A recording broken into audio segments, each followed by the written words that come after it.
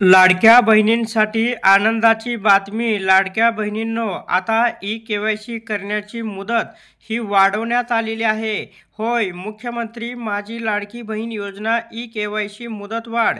मंत्री अदिती तटकरे यांनी ट्विटरच्या माध्यमातून ही माहिती दिलेली आहे। याच्यामुळे कुठल्या महिलांना जास्त फायदा मिळणार आहे ते सुद्धा या व्हिडिओच्या माध्यमातून आपल्याला पाहायला मिळणार आहे। तर मुख्यमंत्री माझी लाडकी बहीण योजना संपूर्ण राज्यात अतिशय यशस्वीरित्या राबवली जात आहे।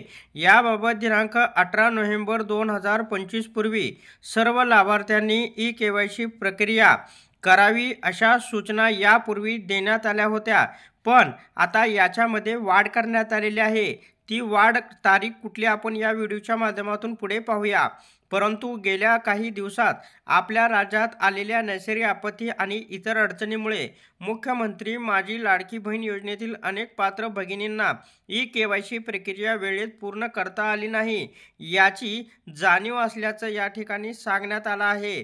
तर या अडचणीची गांभीर्याने नोंद घेत राज्य सरकारने एक अत्यंत महत्त्वपूर्ण निर्णय घेतलेला आहे।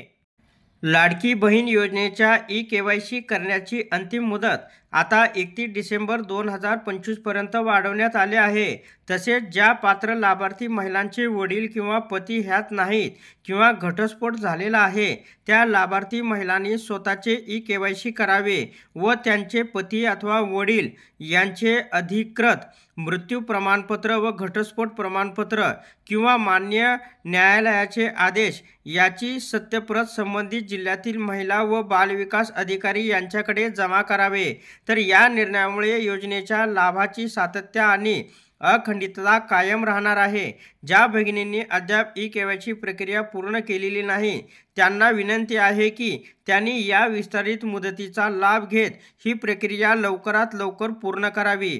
तर अशा प्रकारे राज्यातील महिलांसाठी ही अत्यंत महत्त्वाची अपडेट होती। अशा प्रकारच्या महत्त्वपूर्ण अपडेट जाणून घेण्यासाठी आताच आपल्या टुडे मराठी रघु यूट्यूब चॅनलला जास्तीत जास्त शेअर व सबस्क्राईब करा।